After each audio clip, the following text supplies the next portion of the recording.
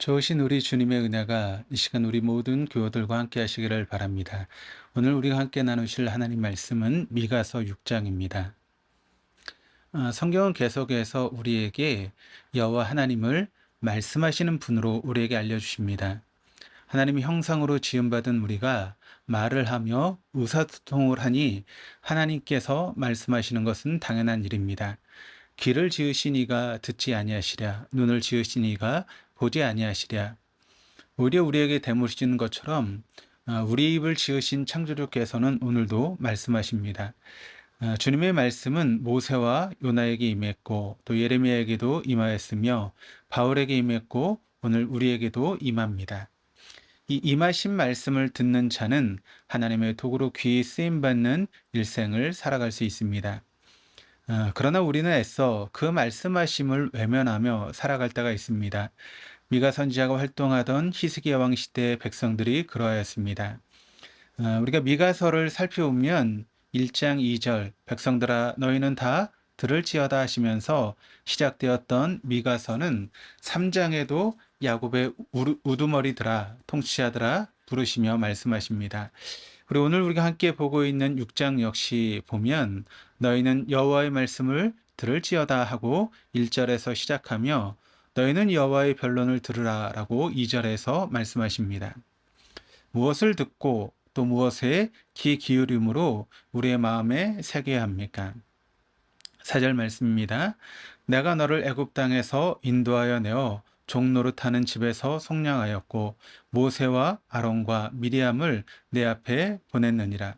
주님은 이스라엘의 인도자가 되셨고 또 노예된 그들을 값으로 사셔서 자유케 하시는 속량자가 되셨으며 모세와 아론과 미리암을 그 앞서 보내신 하나님이 되셨습니다.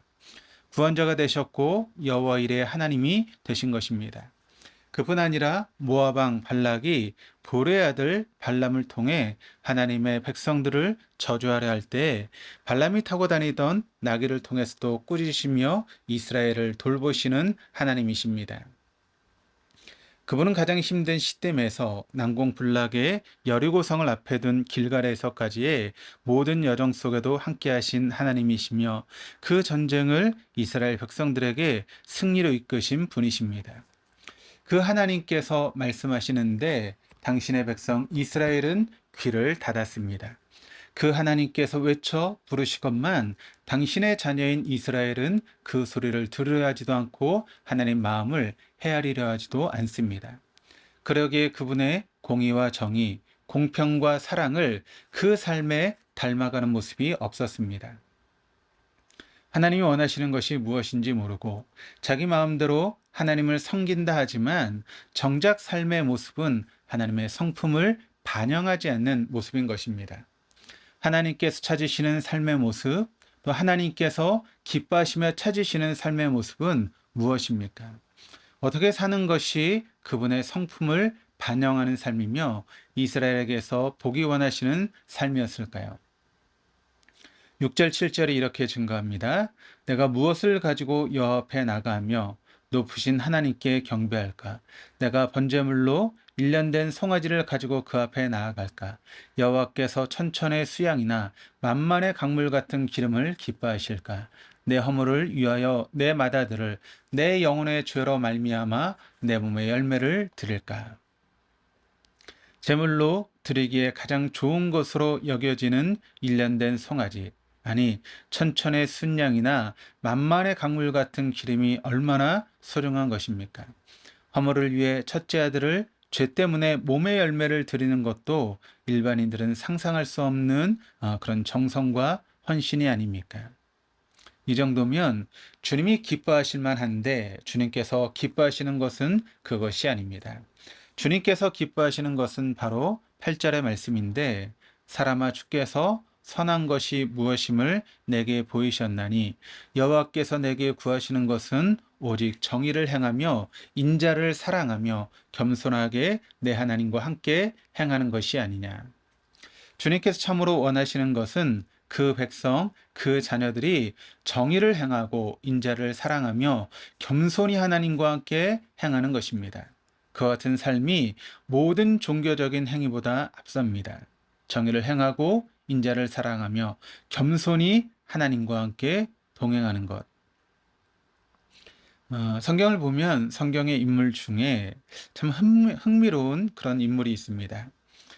그는 누구인가 하면 죽음을 보지 않고 옮겨진 그런 사람들이 둘이 있는데, 한 분은 엘리야고 또 한 분의 이름은 에녹입니다. 엘리야에 대한 기록은 많은 반면 에녹에 대한 기록은 거의 없습니다. 300년 동안 자녀를 낳고 주님과 동행하였다가 창세기 5장의 기록이 또 히브리서 11장 5절과 유다서의 몇 절에 기록되어 있는 것이 전부라 해도 과언이 아닙니다. 그만큼 그에 대해서 알려진 것이나 특별한 것이 없습니다. 그런데 하나님은 그를 참으로 기뻐하셨습니다. 왜냐하면 그는 하나님과 동행하는 매일의 삶을 살았기 때문입니다. 창세기 5장 24절 말씀입니다. 에녹이 하나님과 동행하더니 하나님이 그를 데려가심으로 세상에 있지 아니하였더라. 매일 하나님을 향한 믿음을 가지고 살았던 그는 하나님을 기쁘시게 하는 자라는 증거를 받은 삶으로 히브리서 11장 믿음의 선진들의 명단에 이름을 올리게 되었고, 또 죽음을 보지 않고 옮겨진 사람이 되었습니다. 소박하지만 하나님의 성품과 형상을 드러내는 매일 주님과 함께 걷는 인생을 산 것입니다.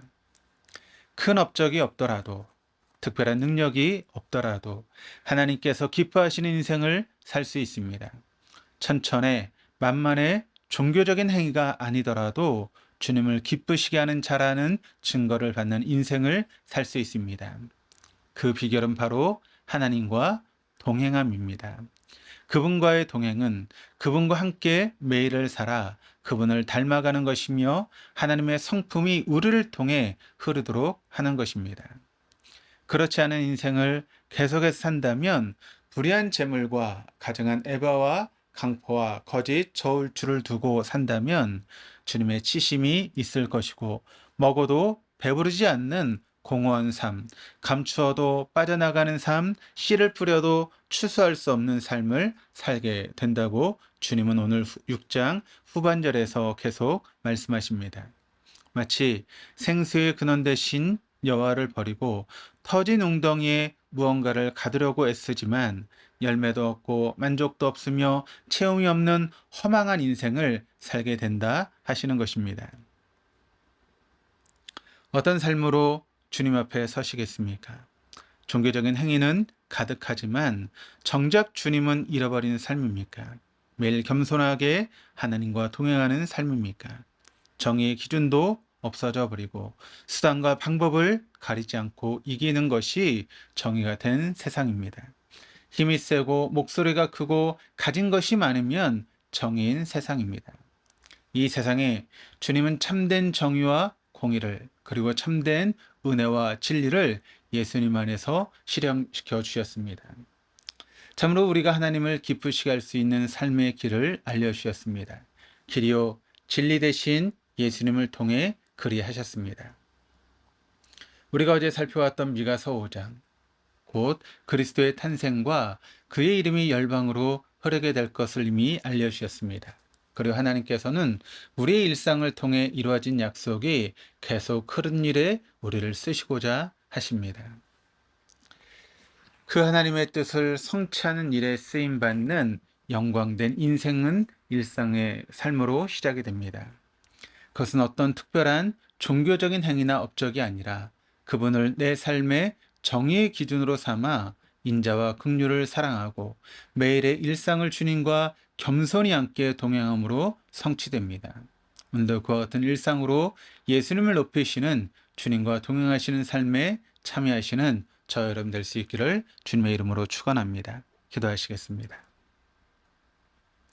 공의로우신 주님, 인자와 긍휼의 하나님 아버지, 참으로 미가 선지자의 이름처럼 당신과 같은 분이 없습니다.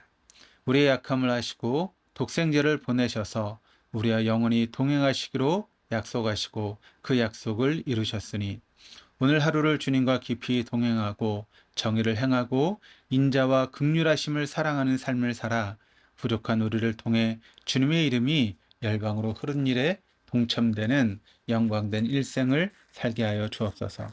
감사드리며 예수 그리스도 이름으로 기도드립니다. 아멘.